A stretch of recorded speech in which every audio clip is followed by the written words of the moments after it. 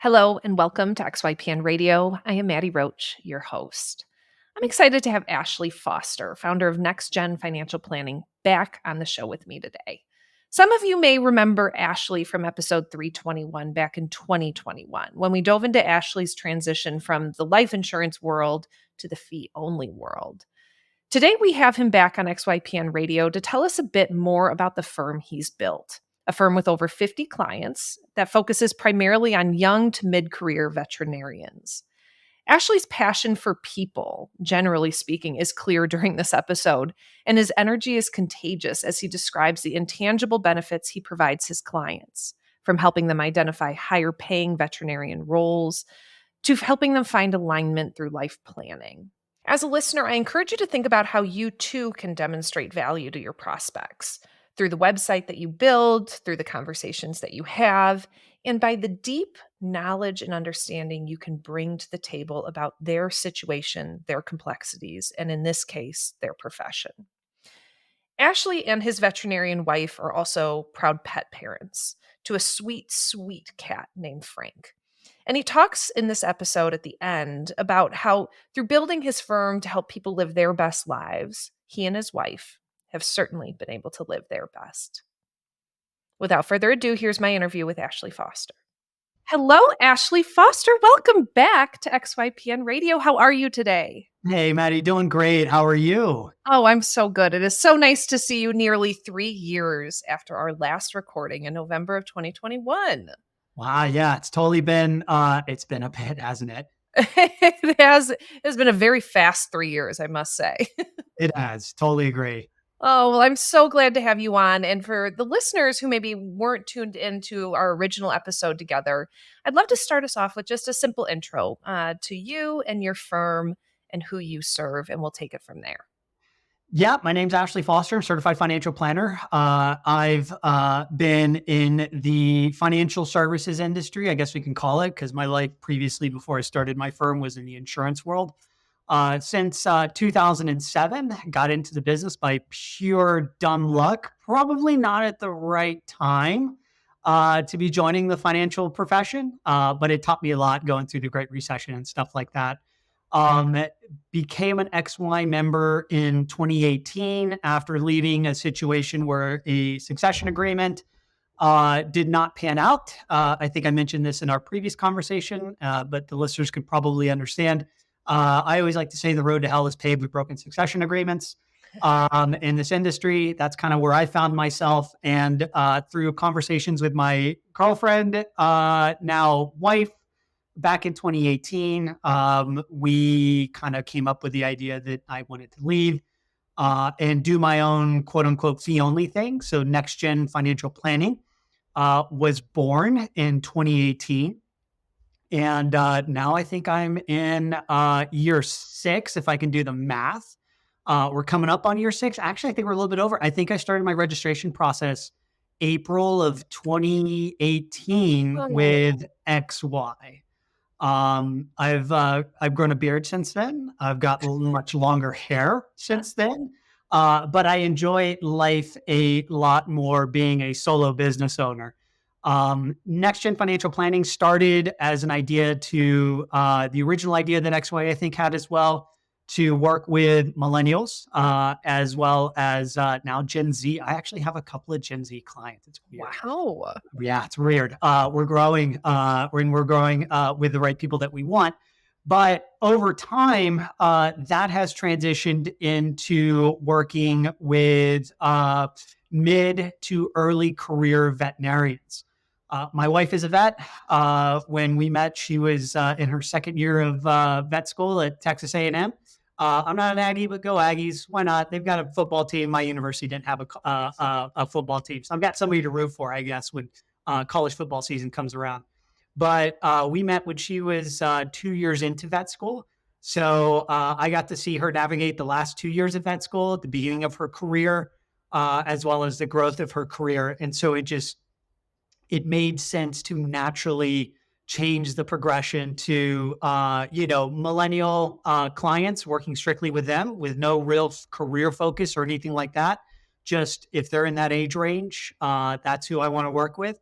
to now working, with mid to early career, mainly veterinarians. So to dive into the business a little bit, probably about maybe 50%, maybe a little bit more of my clientele are veterinarians. Wow. Incredible. And can you just give us an overview of how many clients you're working with currently? Yeah. So, current ongoing financial planning / investment management clients, I think we're getting to about 42. I'm getting to about 42. And then I've got some clients that are just investment management only. And there's about 6 of those. So we're just under a grand total of 50 clients. Wow. Nice, healthy book, Ashley. Congratulations. And a lot Yeah. has changed in the 3 years since we last talked on episode 321.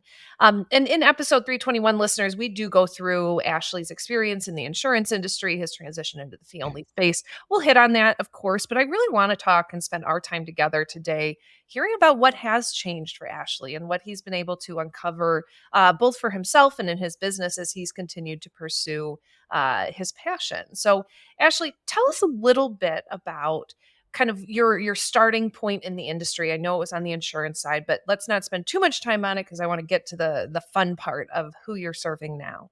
Yeah. So, starting point was obviously, yep, in the insurance business. I feel like I've done it almost all in the insurance business. I started as an agent with New York Life Insurance Company, became a partner, which is a sales manager with them. I spent 7 years with New York Life.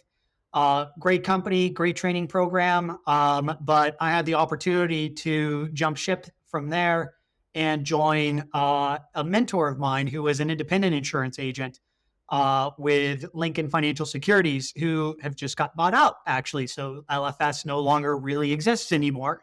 But spent time, I was supposed to be the succession agreement.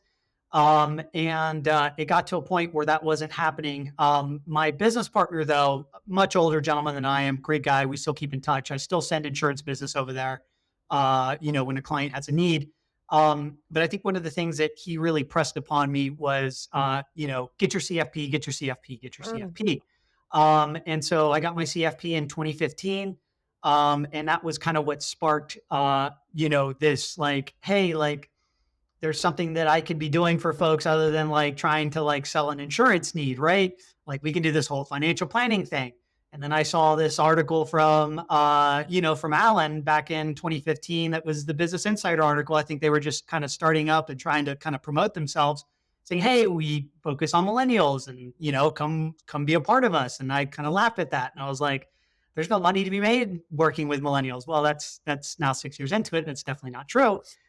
There is money to be made, right? In working with younger clients, I think you just have to, build a business and create a fee model that supports working with younger clients. So fast forward now to 2024, and the business looks a little bit different, not too much from 21. I think the things that I've done is really refine the process that I take clients through. So when I have intro calls with prospective clients, it's very much a process that I'm able to easily explain to them, and that they understand.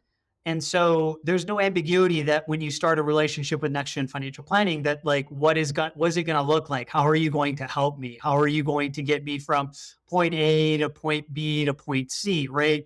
Everything is really laid out for them. So I've really focused a lot on making sure that my process is repeatable and easy to understand for clients as well. On the flip side, in 2020, I during the pandemic, I did the George Kinder life planning. I didn't get my registered life planning designation, but I did go through the 7 stages of money, what have you, and then the Evolve, I think, or Evoke method. And I really incorporated all of that into my process. So I've taken on kind of a very life planning centric type approach to my practice. And then so when you look at the type of clientele that I work with now, Maddie, it is veterinarians, young, kind of mid-career to younger vets. That industry skews at least on that end of the age spectrum, like 80% female, Wow. right? So a lot of my veterinarian clients, the vast majority of them are women who are early to mid career. And so in approaching this from a life planning perspective rather than a money centric perspective, I think really provides a lot of value for them as they're really trying to navigate like, okay, I spent all this money. I really like pets. Now I'm in the big world of veterinary medicine and like it's completely different than what I thought. How do I stay engaged and how do I stay focused on being present and being able to show up the best version of myself, right? As well as like focus on like what do I want long term out of this career and out of my life. And so using those principles that I learned from the Kinder method has been very helpful once incorporated into my practice, has been very helpful and very beneficial, not only for my clients, but also to the word of mouth that my clients provide and the referrals that I get. Like they know that like when they come to NextGen, it's not about their money, right? It's about the person behind the money. And that's really how I approach the planning situation. I don't look at the dollars and cents. We have that conversation. I don't get very technical into the financial weeds with clients, but I do let them know that I am very concerned with them as a person, right? With getting to understand who they are, what they want out of their life, right? Their values, their dreams, their goals, their history with money to help shape a financial plan that really speaks to them, helps put them in alignment with what they want to do for the long term, and helps, I guess I can say helps them manifest the life that they've always wanted using money as a tool and their veterinary degree, their career to be able to get them to where they want to go. Oh, so beautiful. I'm so glad to hear that you folded in life planning. I think it's such a core piece to how so many people, at least in our community, approach money. And as a recipient of life planning, it can be life changing. But young veterinarians maybe don't wake up and think, oh man, I need a life plan. So it's such a gift that they find it with you once they engage. But what are some of the problems and complications that veterinarians, young veterinarians face that would cause them to search for an advisor like you? The biggest one is student loans. Mm. The average veterinarian graduates with somewhere in the range of like 170 something thousand. Oh, But when you take a look at that, that also factors in folks that may have also gotten a lot of help from other outside sources, right? So when I look at my clients and I look at kind of the student loan, situation for them, they're in the range of about maybe 200 to, I think one of my clients has close to $400,000 of student loans. And so when you graduate school with that big number kind of just hanging over your head, um, you, you have two options. You put your head in the sand and just kind of like hope it goes away, right? And which was a lot easier to do when student loans were on pause, and that's not happening anymore. Or you take aligned action and say, hey, I need to reach out to somebody that like understands all of this stuff and mm, can kind of guide me through it all. So majority of my younger veterinarians, those are maybe at like 2, 3, 4 years out of vet school, those are the primary conversations that we're having.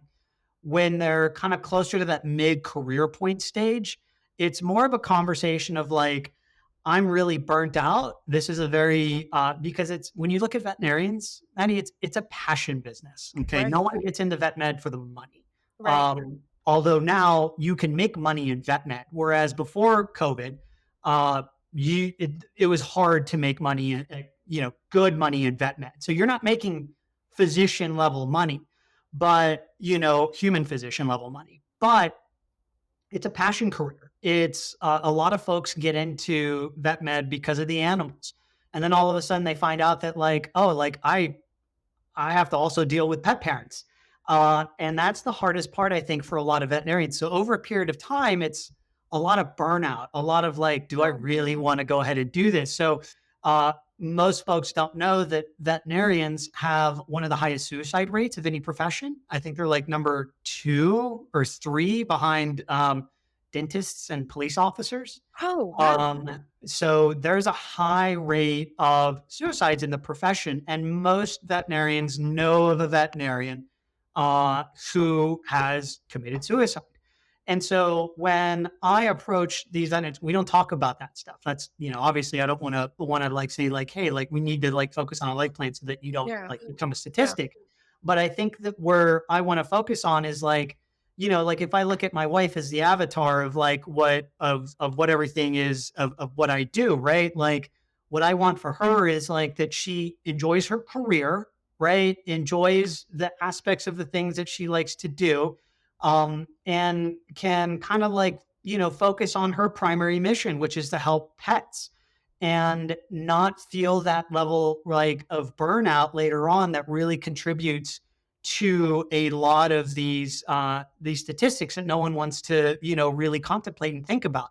So in helping those clients really create that life plan mid-career, I can then say like, hey, this is a real example for a client here. Like, you know, in 2 years, you wanted to take a 1 year sabbatical from your career.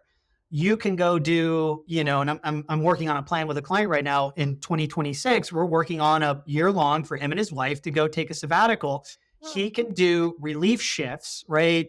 Basically locum tenens type work coming into clinics and just helping out, right? But a lot of time is going to be spent traveling, going to Europe, like enjoying all the things that he's always wanted to do because he's getting to a point where he just feels burnt out.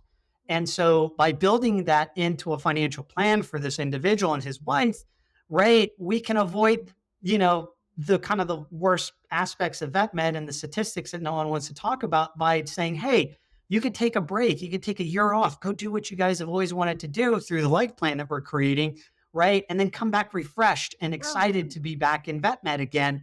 And so like those are the fun things that we get to plan for those more mid-career veterinary professionals where it's like, okay, like I'm doing really well in vet med. I show up to work every single day, but I'm really getting burnt out. How do I like alleviate that, right? And how do I keep from crashing out of the business? Because I think on the flip side here, and I'll turn it back to you because I think I'm talking a lot here, but I think it's important for listeners, especially when they're looking at a niche and having a clear understanding of like, getting a clear understanding of who they're working with. Right. The a lot of veterinarians, and what really struck me is the vast majority of them would not recommend the career, Wow. right? That other people get into the career. And that to me kind of sucks. Like, you get into this career because you have a passion for animals, right? Like you read maybe Creatures Great and Small when you were young, or like, one of those shows, Vet Saving Pets or something like that. And Mm. like you wanted to be that person. And then you get through it and you start it and you're just so disillusioned with everything that you go like, hey, I wouldn't recommend this to like any of my friends that they do this. Like that's a sad statistic for me for the career. And I want to, through financial life planning and through what NextGen could provide for those clients, kind of change that around so that like those veterinarians aren't focused on, they're focused on creating their best lives and showing up every day the best that they can as veterinarians for their pets and for the clients, and not showing up as the worst version of themselves, right? As the person that doesn't recommend the career because student loans are a big thing for them, right? Burnout's a big thing for them, right? Those types of things. So I guess in a nutshell, that's how I think NextGen can help those folks and how I approach my financial planning, and then kind of just how I view that particular client that I enjoy working with, how I can help them. Mm. Ashley, you so understand what your clients are going through. And I think you're one of the best examples we have within the community of how you can take a profession niche and deeply understand it and talk not just to the financial side, but to the emotional and to the mental side of what it's like to do that kind of giving work. And I love that term, the passion career. So when someone comes to you with, say, $200,000 of student loans, how do you justify your fee? I mean, that obviously student loans is such a important component to a financial plan and what weighs so heavily on so many of us. But How do you tell them that they will get the benefit long term by working with you? Yeah. So I think and I've had that question come up here recently with one of my mid-career veterinarians, right? Because it really does come down to like, cool, like how can you save me money today? And I think Mhm. it's really hard for us when we explain like, okay, you're paying. So like my average client pays 350 a month. So, 4,200 bucks a year, right? You've got a 26, 27-year-old, right? Brand new veterinarian comes out. Maybe they're making 140, $150,000, but they've got, $200,000 of student debt hanging over their head. They don't know kind of where to begin. So I want to focus on like, okay, what are your, like, I understand your financial problem, right? We've got to fix your student loan situation, right? But at the end of the day, what other challenges or problems can I go ahead and solve for you? I focus on the intangible a lot. Like, yeah, like I'm not going to be able to like, maybe give you something today that is going to save you tens of thousands of dollars, right? But what I am going to provide for you is a relationship. Number one, when you wake up the next day and like something really bugs you about your financial situation, or you have a job opportunity or something like that that comes around, like hit me up. Let's have a conversation about that. You have a partner. I kind of tell my clients that I'm their financial Sherpa, right? So like you have a financial Sherpa that's going to help you kind of climb your financial version of Mount Everest. And they're going to be with you every step of the way, good or bad, because that's what a Sherpa does. At the end of the day, they're your guide. And so I let them know that that's going to be the intangible piece of all of this. We're going to go ahead and fix their student loans. We're going to create a student loan plan for them. Is income driven repayment going to be the best option for them? And, and what's going on with that? Which plan would be the best one? If not, does pay down make sense, right? Are you going for public service loan forgiveness? I have a client that works for USDA, and she's going for PSLF, is a government institution, right? So we let them know that like, I'm going to take care of the student loan aspect of things. We're going to make sure that you're properly invested in your 401k. To us, things that seem super basic to us Mhm. are not very basic to them. Mm. Right. And so, and that was kind of the thing. Like, I always had to like, kind of like really wrestle with was like, well, don't these folks also know that like you should be contributing to a 401k and like have an emergency fund and things like that? No, a lot of folks just kind of come to us as a disorganized mess. So I let them know that we're going to get you financially organized, right? We have a meeting called the Get Organized meeting, right? Where that's what we do for 90 minutes. We're going to go ahead and make sure that you're on the right student loan repayment plan, right? We're going to make sure that you're taking advantage of, potentially like delaying your tax return, right? Filing for an extension, depending on what your student loan plan and when your income driven recertification date is going to be, right? And then we're also going to talk about like, what do you really want out of this career and how this is going to move you forward where you want to go. Are you in the best spot for your career? Right. So I always like to give examples. I'll give you this one example of a client that I've worked with and I'm still working with. She was an ER veterinarian in the Massachusetts area, 26 years old, probably somewhere in the range of maybe about $220,000 of student loans, right? She was making somewhere in the range of about maybe 140 to 150. So when you throw out 4,200 bucks, I mean, that seems like it is a insurmountable number, right? Especially this young veterinarian who's also got a student loan of $220,000 kind of hanging over their head. All right, you're gonna have to excuse me here. I've got our child, our fur baby that wants to come hang out. But you have this insurmountable number. And with that in mind, I was able to really kind of sit down and be like, okay, like, what do you really enjoy about what you're doing in vet med? She goes, I really like working with the animals. I said, let's talk about your situation in the clinic. Like, do you like the practice you work for? Do you feel like you're getting mentorship at the practice? A lot of young veterinarians want mentorship. They Wow. crave mentorship. They're not getting mentorship. Mm. So it was, no, I don't really enjoy it. Two doctors quit. I'm an ER vet and I'm like being left alone in the overnight. And I'm really like stressed out because no one's showing me what to do. I feel like I'm having to like carry the whole clinic on my own. Right. And I said, do you feel like you're being fairly compensated for what it is that you're doing there? And she goes, no. And I said, okay, cool. So as we're going through the process here, she has a great skill set. And I said, well, let me introduce you to a contact that I have in the industry that works for a larger corporate company and specializes in ER veterinarians. And they're paying very well right now. And let's have a conversation about you making more money and being paid what you're worth. And so we have a very big conversation about what the opportunity looks like, how much she could be making there versus what she was making currently. And the other thing is that the opportunity was in Boston rather than in rural Massachusetts. And so with that in mind, we just had a real conversation about like, do you want to be here at this clinic and not receive mentorship? Or do you want a structured program where you can do ER medicine, which is what you want to do, and get paid what you're worth with a good company with excellent benefits and get mentorship and training? And the big obstacle for her wasn't like, oh, like my student loans or anything. It was like, I grew up in rural Massachusetts. Now I'm having to move to the big city in Boston.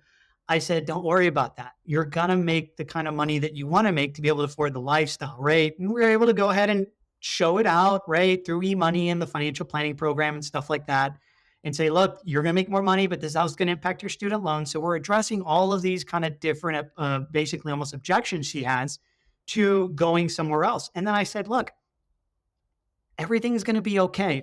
I give you permission to like take advantage of this opportunity. And I think that's what she needed to hear.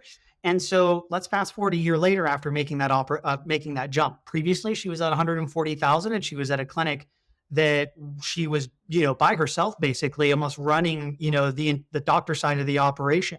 Now she's working in Boston. She's making twice as much money than she was previously, right? And now we're having conversations about planning her like lifetime adventure to Ireland with a couple of her friends, right? So these conversations that we're having, like, yeah, money's a piece of it, but through connecting her to different contacts and resources and things like that, and bringing that intangible value of like my expertise and my relationship and my contacts in the industry that I've been able to build up because of my niche focus, right? I was able to go ahead and increase this veterinary, help increase, not like I did it, but through all of these different confluences of different things, she's now making double and leads the best life that she possibly can and is planning for her lifetime adventure in Ireland, right? What a perfect example of how you can change people's lives and make $4,200 feel like chump change compared to the change you've provided her. That is incredible, Ashley. And I think just given the profession that you're working with, I mean, there's no other time in my life where I'm like looking at someone and be like, tell me what you would do than when I'm at the emergency vet with my animal. And so it must be like so wonderful for these people to have someone care for them the way they care for the patients that they serve. And maybe there's something there around the passion careers when I hear people hesitant to choose professions as a niche, that there's something really symbiotic about the kind of relationship that you can have that they provide in their day-to-day life. And that is absolutely beautiful. One of the other objections I hear frequently to folks who are hesitant about choosing a niche and let alone a profession niche is, well, it's only one half of the couple. And I'm wondering, do you work primarily with single veterinarians or do you incorporate the couple into it? How do you approach a couple dynamic? Yeah, I incorporate the couple into it. So typically it's I have folks that are single, I have folks that are couples, right? But I let folks know that like if they're a couple, if they're long-term domestic partnership, or they're married or what have you, that like we're incorporating that entire household. What I typically find is that one spouse or one partner wants to drive the process, right? And the other one is kind of like along for the ride. But at the end of the day, I do my best to incorporate both pieces, both individuals into the overall process. I think the reason I do that is through, I kind of look at my folks and also like my life kind of like working with more traditional pre-retirement couples, right? Is that typically it's a guy, okay? In this case, in my parents' household, it's my dad, right? Like he's in charge of the finances. He knows where all the accounts are. He has all the passwords and things like that, right? Like, and my dad's 78, turning 79 this year, and I hope we get a lot more time out of him, right? And my mom is turning 65 this year. But if God forbid, if something were to happen to my dad, my mom would not know how to she wouldn't know where all the things are. Like she wouldn't know how to like run the financial household at all.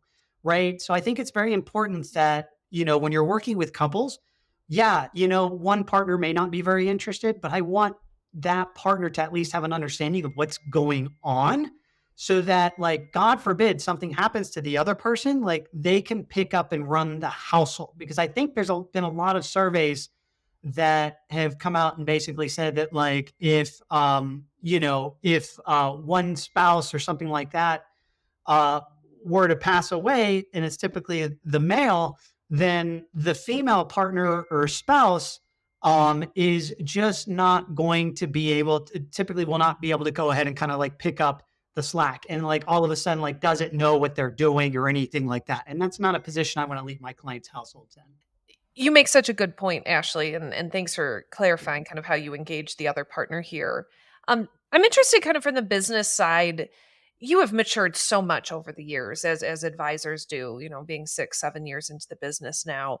I'm wondering what were some of the major changes you've made over the past 3 years? You mentioned you've refined your process that you take people through, your confidence and clarity around how you talk and uh, show your value is obviously clear, but what other business decisions have you had to make in the past couple of years? Yeah, that's a great question. So I literally, probably maybe about at the beginning of this year, launched a brand new website. Mm. So when you go to nxtgenfp.com, right, you'll know that like when you go to my website, that's who I work with. Veterinarians. It's on the webpage, all of the photos, stuff like that, right? Like you'll see that, I think one of my veterinary clients said, like, oh my God, that's like almost like a pet health insurance type website, right? It Like that's how it looks. it You does look know, so dang good. Right. So like that's what I want folks to know. And I think for me, like the hard part about that is that like, well, I've also got other clients. Like what happens if like, like a super wealthy individual comes onto my website and all of a sudden like they see that like my cat's there and there's my wife in her like vet gear and stuff like that, right? Like what are they gonna do? And I think at the end of the day, you just kind of have to like make that as a business decision and be like, look, you're not going to get these folks, that they're if they want to work with you, they'll work with you and they'll schedule a meeting and what have you, right? But if not, I think you just have to make a conscious business decision that like this is the direction that I want to go, right? I enjoy working with veterinarians. I want to be like, the premier place that when you're a young or mid-career veterinarian, like you think of next gen financial planning, right? So I think that was kind of like the biggest business decision because in that time frame, since the last time we spoke, that was the decision to go 100% all in vets. Wow, incredible. And so you do say young and mid-career. I imagine if you're doing this for another 10 or so years, you're going to have maybe mid to more advanced career. Is there something specific about the young career that you find purposeful in your focus? Yeah, I just like enjoying I really enjoy solving the problems for those younger folks because I think that's where I can make the most impact, right? So go back to the example that I had of my veterinarian in Massachusetts, right? All of a sudden, through conversation, through helping her build confidence, as well as like creating a financial plan, but also through introducing her to some industry context that I had, right? To accelerate her career. Now I've been able to like, at that stage of the game, the best way that you win it is obviously you have a high savings rate, but you need to spend less than you make and make more money. And so within a year, I was able to go ahead and double her income. That's an impact that it's very difficult to make on somebody when like, you're in your 50s, Interesting. right? And so like I just enjoy solving those problems and helping my younger veterinarians really discover confidence in themselves to really understand what they're worth. And I think a lot of folks just don't have the confidence sometimes when they're brand new in an industry. We have this as planners, right? We price our fees at like $125 an hour. I did the same thing when I first started off. It was $200 an hour. I'm sorry, $200 a month, right? All of a sudden, I'm at 350 to 400, right? And over a 6-year period, you start realizing that like, I'm worth more than what I initially thought, right? That was the golden rule that Michael Kitces, Moore preached, right? Increase your fees. But I think a lot of folks need that bit of confidence to like say like, hey, I'm not a $150,000 veterinarian. I'm a $300,000 veterinarian, right? And I need to be paid what I'm worth for what it is that I'm doing. So I enjoy giving those younger veterinarians the confidence to like kind of realize that like, hey, you're worth more than what you're giving yourself credit for, right? Let's go ahead and help you find ways to make more money. Mm. Listeners, I hope you're catching on if you're not visually watching this podcast, that you can just hear it in Ashley's voice, how much he cares and how much he loves this. And I think that's such a good reminder for anyone thinking about running their own firm, that you can go out and be a generalist any day. You can go out and take random people that need financial planning help, but you won't always love them the way Ashley clearly loves his clients. And I want you to remember that there are only so many seats on the bus. There are only so many veterinarians Ashley can help as his firm is set up the way it is. And we'll talk about maybe, future here in a moment, but to allow only the people that energize you, where you feel very clear about the value you're providing, is so, so important to be able to get the longevity that Ashley has, which is multiple years now in the business, that has allowed him to even more deep dive into that niche. So, Ashley, tell me a bit about where you do hope to bring the business in the next 3 to 5 years. Yeah. So I think what you said previously is key. And I want to kind of highlight that because I think we have to remember as planners, like this is an exhausting business Mm. because we meet with, especially once you start getting more clients on the bus, when it's at the very beginning, you're like, is this going to work? Like, am I going to be able to like really make this fee only financial thing like actually work? Right. So you have a different level of stress. And then as you start building on more clients, I just got done doing surge with clients, right? So I meet with clients at the beginning of the year and at the end of the year, and getting through 30 something different surge meetings in the span of a month and a half, you're hearing so many different stories. You're basically taking on all of the emotional baggage of your clients in a 1.5 month period, and it's exhausting. And so you have to find a way to kind of like show up for those individuals. So you have to like who you're working with, because if you don't like who you're working with and you're trying to build this business and you're just not in alignment with the type of client that you've been able to go ahead and bring on, then it just becomes super emotionally draining and you're just going to get burnt out. And towards the end of surge, you get burnt out, which is great. Now I've got a lot of time to go focus on some other things. So to then go back to the question, what does the business look like in 3 to 5 years? I've hired XY Ops because now I'm a little bit too big for my britches, as they say in Texas. And so I needed that help, and they helped me through. I mean, like the surge this year with them on board, like the amount of hours that they took off my plate, I think it was like close to like almost 80 hours. Right? Like was intense. Cause like now I'm thinking back of like, can I have done all of that on my own? Sure. I would have, I'd have a lot more gray hair than I do today. Yeah. Right.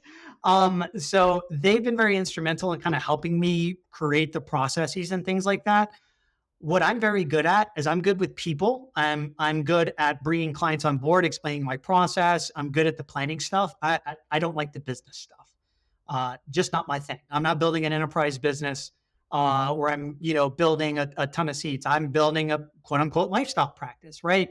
And so if I can outsource the kind of operations side of the business to somebody that knows what the hell they're doing with that, then all day long. I mean, I'll pay that money as long as it frees up time for me to enjoy and my, time with my wife, with our pet, right? Hopefully building a family here pretty soon, those kind of things, right? That I think are more important than running the nuts and bolts of the business. 3 to 5 years, the idea I think is to have somewhere in the range of about maybe 75, 80 clients that I enjoy really working with. Over a period of time, we get into now my fee model. I am a monthly subscription until $500,000 of assets under management. Once a client hits $500,000 of assets under management, monthly subscription goes away and it is replaced by a more traditional AUM fee for the client, right? So the idea is that to help them accumulate, right? For any young to mid-career professional, that's really the name of the game. That's really how one of my mentors basically said, like, all of the stuff that we do as financial planners, all the projections and right? Talking about investments, all these other things are absolutely meaningless at the very beginning of the game. The very beginning of the game is accumulation. If you could help them save more, you've exponentially increased their chances of long-term success. So for the younger clients, that's my focus. So the idea is that once a client then hits that 500,000, now as a business person, right, I'm looking at the long-term sustainability of my business, right? Now I'm able to go ahead and make more money, right, by the accumulation of assets with an asset under management fee schedule, right? So hopefully these clients from, that are $4,200 to $4,800 a year clients in about 3 to 5 years are turning into, $10,000 a year clients. So I don't have to go out and consistently start building a business and bring on, kind of lower fee clients. I can then focus on managing my higher rate, my higher revenue clients, and also hopefully doing less work. That's the overall key. Really great, Ashley. I love that conversation around accumulation. I don't hear a lot of advisors talk specifically about the value add of accumulation for the client themselves. That is, establishing a fabulous accumulation, embracing the accumulation era of their lives is something I think maybe advisors can leverage a bit more. And then from your business perspective, yes, it can absolutely pay off long term. I'm wondering about complexity in this space and how you gauge complexity. If vet A walks in against vet B, what makes one more complex than the other? I think it comes down to what their future goals are, because early on, I'm not working with, a practice owner, right?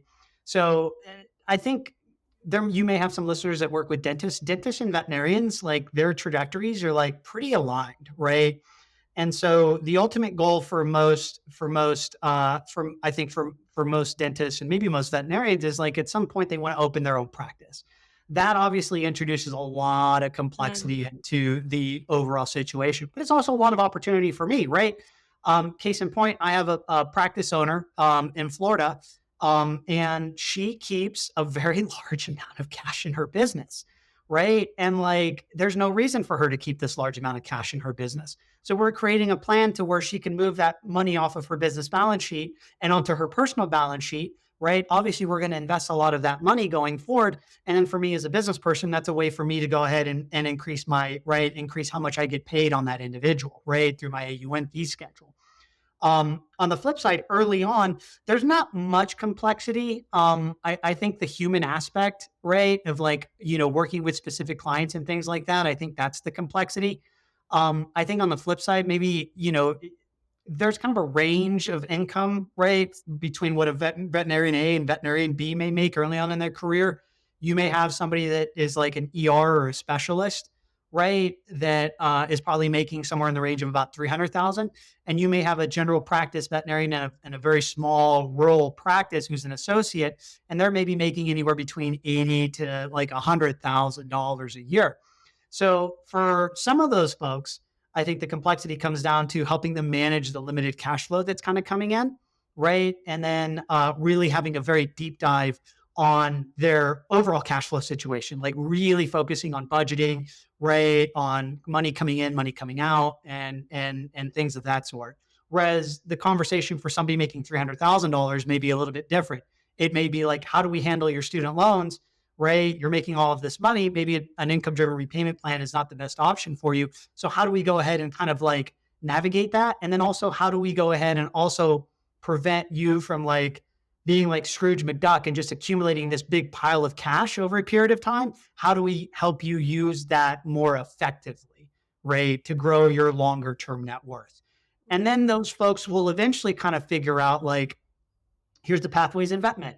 You can go into the business side, right? And so like the business side would be like my wife. My wife is the chief of staff to a very large, to the CEO of a very large national vet company, right? She practices, but not often. But she's very much on the business side. Wow. She supports the CEO. And on the flip side, you may have somebody that wants to be a long-term associate, never wants to own a practice, right? Like they just want to like not have the burden of practice ownership. And then you have the more entrepreneurial veterinarian that later on may decide like practice ownership is exactly what I want to do. And I want to go ahead and focus on all of that. So over time, the complexity becomes more complex, But I think very early on, it's just helping those individuals, which is why I also, frankly, like working with younger veterinarians, is because I know how to solve all of their problems. And then when you extrapolate it out to most of the folks in that early career stage, the problems are all very much the same.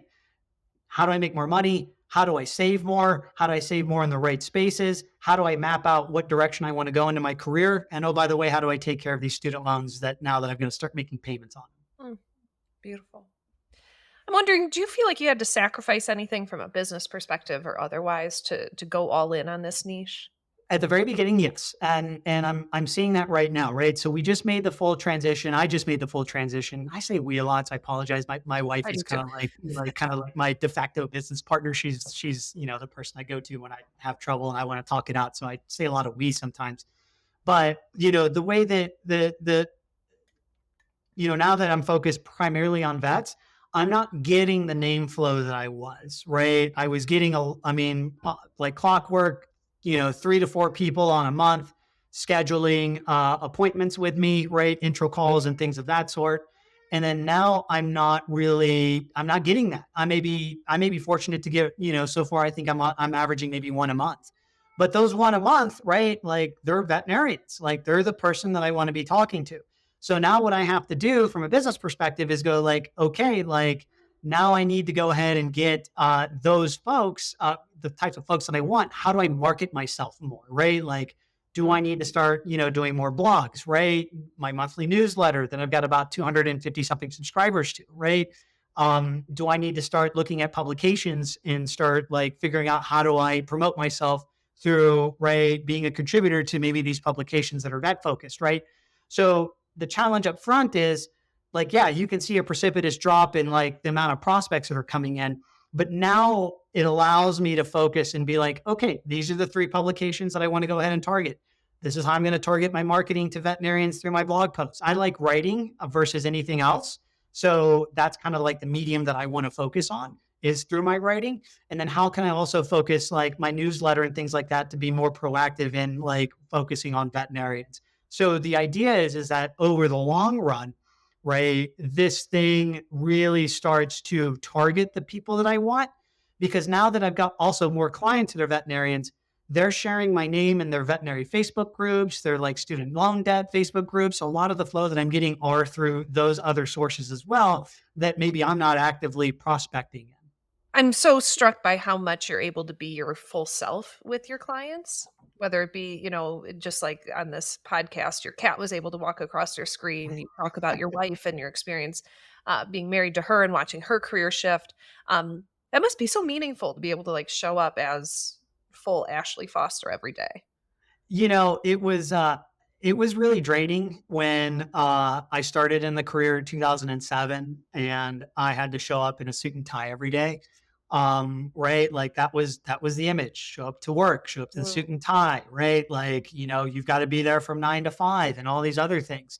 And I don't have to do that anymore. I like wearing a suit on occasion, but it's not because I have to do it for work, right? It's because like I want to, do it for a special event or, I just like wearing a suit every once in a while, right? But I think the other cool thing is that like my wife and I really love to travel. So, we go on a lot of international trips. Last year we went to Africa for, 3 weeks, right? And these are things that like my clients also want. So like the other thing is like a lot of my clients want to also be in control of their time. They want to live their best lives. And if they see that their financial advisor is also living their best life, right? Like now I can show them how I'm doing it, right? Like, cool. Like, in a couple of weeks, we're going to Hawaii for 2 weeks. We're also going to go do hiking in Iceland and the Falkland Islands, right? We're going to go see, God help me, Taylor Swift on July 4th in Amsterdam because I bought those tickets for my wife to go see her internationally, right? So we're going to go to the Netherlands and then we're going to go to France for a couple of weeks in the summer. We do a lot of travel for my wife and I. That's our big commitment to like ourselves. It's like we want to see the world and do all of this travel. And so I think the cool thing is that like I can show up like this for my clients, right? And then my clients kind of see that and go like, yeah, like he's doing the things, like they're doing the things that like I want to do, right? So like, I don't have to feel weird when, I say that I want to go take a 6 month sabbatical to get an RV and cruise across the country, right? Which is what one of my clients did with her husband, right? And they don't have to like feel guilty about that, because a lot of us feel guilty about that, right? If they see that their advisor is able to go ahead and kind of run a successful practice and do those things as well, like I'll take calls when I'm in Hawaii, right? Like my clients are like, oh yeah, you're in Hawaii now. Like, yeah, I mean, and I don't feel bad about it. So if I don't feel bad about it, I'm also kind of like making sure that I can project to my clients that like, you shouldn't feel bad about it either, Mm. right? Like this is your life. You should be living it to the best of your ability.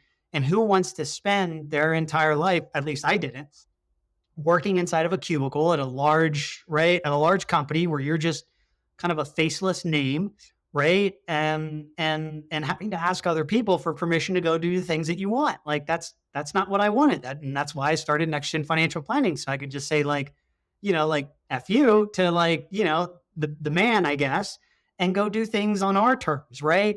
And so I want clients to know that like they can live that lifestyle as well. So I think it's important to show up the way that I show up for clients also in that respect. Mm. Very well said, Ashley. I never thought I'd ask this question on XYPN Radio, but since you work with vets, I'll ask you as our final question. How has being able to run your own firm allowed you to be the best pet parent out there? So if you go to my website, you'll see that our little tiny Devon Rex cat, Francois, Frank to his friends, is kind of like our unofficial mascot. Yes. And my wife and I love this little dude. So my cat passed away. I had another cat that passed away in 2018. And my wife would bring home, some kittens from the clinic that were obviously in bad shape, and they weren't going to make it. Someone had brought them in. Maybe one was attacked by a dog. The other one was like hit by a car, and they just needed some TLC to kind of guide them to the other side. And I took on that role, and that was kind of really tough for me. And she knew that. So for Christmas of 2019, she got me Frank, our little Devon Rex. And we take him everywhere. So this will be his sixth time to Hawaii. We travel with him everywhere. We go, we hike. We try to take him as much as possible. We kind of view him as an extension of our family, because he really is an extension of our family. He is the most dog-like cat you'll ever meet. He's leash trained. We walk around our complex. All the dogs are like, what the hell is this guy doing? Right. All the other pet parents are like, what the hell is this guy doing? Right. Or my wife will walk him out in the morning, stuff like that. We just enjoy being kind of pet parents to Frank, right? So to go back to your question, how has this really helped in all sense of matters is like, I think at the end of the day, it's just, if you love what you do or you work with people that you love. I don't wake up every day and go like, I love financial planning. Okay. I'm in this business for the people. I love people. I love conversations with people. I love understanding people's stories, what makes them tick. I just truly have an interest in people. And being able to go ahead and kind of wake up and really have a business where I get to do this type of stuff, right? I think is like, that just makes me, I think, a better husband, a better pet parent, right? And eventually, here, hopefully sometime soon, just a better parent in general. Right. Because I'm able to go ahead and kind of be there for the people that matter most. Just like I feel like I'm there for the people that matter most to me, my wife, right? My family, but also my clients as well, because they all matter to me, right? And this is the kind of business that I want to build is a business where I have a connection and a relationship with my client, right? We're not trying to build a 300 person per advisor type firm where you're just a meeting a year, right? Like, I want to know all of the things that go on with my clients. So I hope I answered that question well enough at the end of the day, but Frank is kind of like our like, like our little child, and goes with us everywhere. So if you go to my website, you'll see photos of him plastered everywhere. He truly is an extension of our family. Oh, I love that, Ashley. And you mean a lot to us at XYPN. Thank you so much for sharing your story twice now on XYPN Radio, and for being such an involved and committed, not just member to our community, but to this profession. Your clients are certainly lucky to have you, and I know we are lucky to have you in our community. So thank you, Ashley. Best of luck. I'll see you in maybe 3 years for another interview, and likely before that. But listeners, I hope you enjoyed this incredibly motivating and uplifting episode. Thank you, Ashley. Thanks, Maddie.